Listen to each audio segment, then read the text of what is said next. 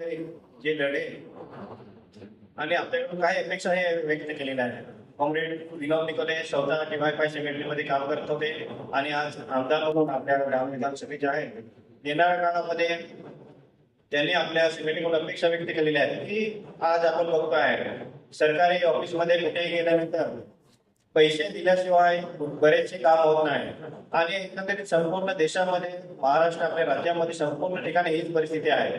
आणि हे जे भ्रष्टाचार संपूर्ण ठिकाणी जे गाजलेला आहे, आज आपण बघताय व्हॉट्सअपमध्ये बघतोय संपूर्ण ब्रिजेस कुठे कुठे कोसळून पडत आहेत किंवा ज्या पद्धतीने काम इंजिनियर ज्या पद्धतीने रस्ते इमारती झाले पाहिजे त्या पद्धतीने काम होताना दिसत नाही. आणि हे हा जो आवाज उठवण्याचे जे काही काम आहे ते आपल्या युवकांचे आहे, कारण ते भविष्य हे युवकांच्या हातात आहे, आपल्याच हातामध्ये आहे. आणि म्हणून त्यांनी आपल्याकडून बरेचशा अपेक्षा व्यक्त केलेल्या आहेत. या ठिकाणी साथी दत्ता चव्हाणनी बोलल्याप्रमाणे खरोखरच ते बुलेट ट्रेनच्या उदाहरण दिलं, परंतु आपले जे इथले स्थानिक आहेत ठाणे पालघर जिल्ह्याचे जे आपले साथी आहेत त्यांना माहिती आहे की मागच्या वेळेस इथेच ते आंबेसरी गावचे जे बाली शेतकरी किंवा तिथले ग्रामस्थ होते ते मागे भेट घेतले होते आणि त्यांना जे काही तिथं सुरुंग लावून सुरुंग लावले होते आणि घराला तडे वगैरे दिले होते, तर त्यांच्याविषयी विनोद निकोले पाठपुरावा करत आहे. त्या ठिकाणी स्वतः त्यांनी भेट सुद्धा दिलेली आहे. तर असे बरेचसे प्रकल्प आपल्या बुलेट ट्रेन जातो आहे, एक्सप्रेस हायवे केलेला आहे आणि बरेचसे या ठिकाणी पर्यावरणाचा सुद्धा नाश झालेला आहे.